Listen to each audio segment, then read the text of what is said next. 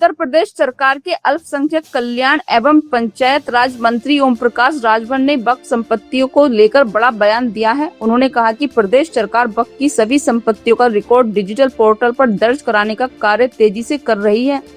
जहां भी किसी संपत्ति में गड़बड़ी, अवैध कब्जा या अनियमितता नजर आएगी, उस संपत्ति को जब्त किया जाएगा। मुरादाबाद स्थित सर्किट हाउस में पत्रकारों से वार्ता करते हुए मंत्री ओम प्रकाश राजभर ने कहा कि सरकार वक्फ संपत्तियों की सुरक्षा और पारदर्शिता को लेकर गंभीर है। कई स्थानों पर शिकायतें मिल रही हैं कि वक्फ की जमीनों और भवनों को गलत तरीके से इस्तेमाल किया जा रहा है या उनका रिकॉर्ड सही तरीके से दर्ज नहीं है।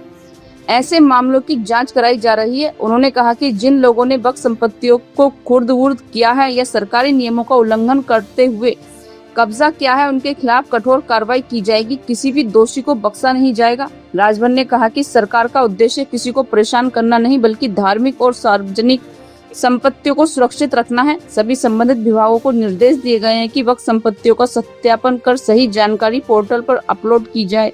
मंत्री ने कहा कि पारदर्शी व्यवस्था बनने से अवैध कब्जों पर रोक लगेगी और वक्फ संपत्तियों से होने वाली आय का उपयोग समाज हित के कार्यों में किया जा सकेगा। इस दौरान उन्होंने प्रदेश सरकार की विभिन्न योजनाओं और विकास कार्यों पर भी जानकारी दी। वक्फ की संपत्तियों के संबंध में पोर्टल तैयार हो गया, उस पर अपलोड हो रहा है।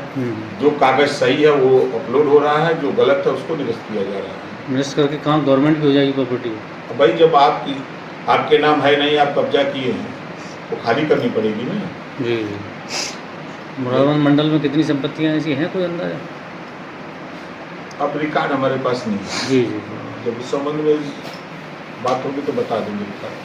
नहीं, अल्पसंख्यक विभाग का बजट तो खत्म ही हो गया, शादी वादी सब खत्म ही हो गई एक तरीके से। क्या हो रहा है तो उसमें है एक अच्छा वित्ती है, शादी अनुदान है।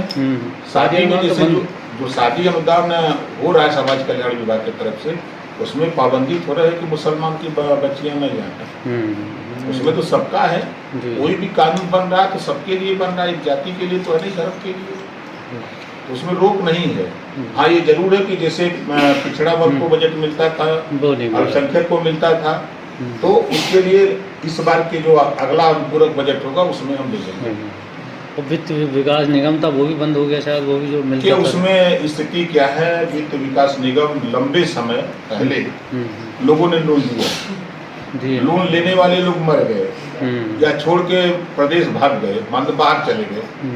अब वसूली नहीं हो पा रही है, तो जिसकी वजह से भारत सरकार का नियम है कि भाई आप पहले जो पैसा लिए हैं उसका लेखा जोखा दीजिए, ब्यौरा दीजिए।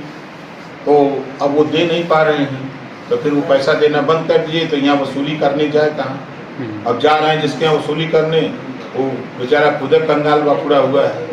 यही अगर गया होगा तो अभी उसका दोषी बन करके यहाँ से कंप्लीट होके भारत सरकार जाएगी, भारत सरकार से पैसा देने के लिए राजी हैं उसे।